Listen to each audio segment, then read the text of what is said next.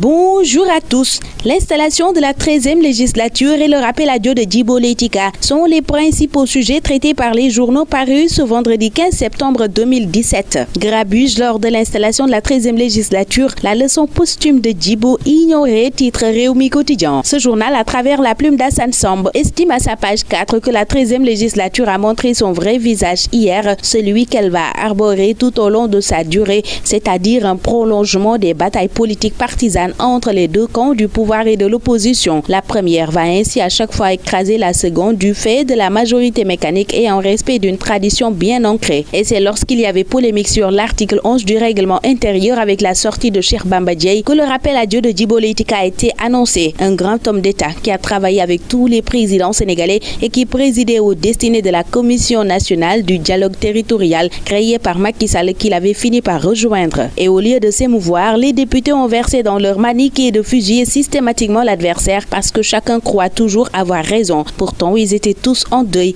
connaissant Djibo Leyti Ka ayant cheminé longtemps avec lui pour la plupart d'entre eux. C'était le moment de s'inspirer de son cursus politique et de porter le deuil d'après Assane Samb à lire à la page 4 de Réumi Quotidien. À la page d'en face, l'on rapporte les détails de l'installation de la 13e législature avec notamment Wattu Sénégal qui déclare illégitime cette nouvelle assemblée. Les réactions de Yankoba Seydi de Réumi, Pape Diop de Bokk Gis Gis, Ousmane Sonko de Pastef et Aymérou Gningue, président du groupe parlementaire Benno Bokk Yakaar, sont à lire dans les colonnes de Réumi Quotidien. L'Observateur, qui voit une installation électrique, raconte la manifestation des partisans de Khalifa Sall devant l'Assemblée avant de revenir sur la passe d'armes entre Bamba Dièye, Abdou Mbow, Abdoulaye Mactar Diop et Maître Madi Kignon. L'Obs voit aussi que Djibo a court-circuité l'atmosphère avec l'annonce de son décès pendant que Niasse faisait la morale aux députés absentéistes. Libération nous conduit dans les coulisses de cette longue journée d'installation des nouveaux députés. À ses pages 4, 5 et 6, Libération revient en détail sur les débats qui ont marqué la première séance de la 13e législature. D'après ce quotidien, le maire de Dakar a été l'absent le plus présent hier et ses Amazones ont manifesté devant l'Assemblée nationale malgré l'important dispositif de la police présent sur les lieux. Il y a lieu de sourire pour le président de l'Assemblée nationale, semble dire Sud Quotidien, dont la une est occupée par Moustapha Niasse qui affiche un large sourire. Il a été adoubé par Macky lors de l'installation de la 13e législature d'après ce journal qui signale la PR en taille patron. Mais pour Walf Quotidien, cette 13e législature démarre mal. La majorité a étalé ses divergences pendant que l'opposition, elle, déclare l'institution illégitime. D'après Walf,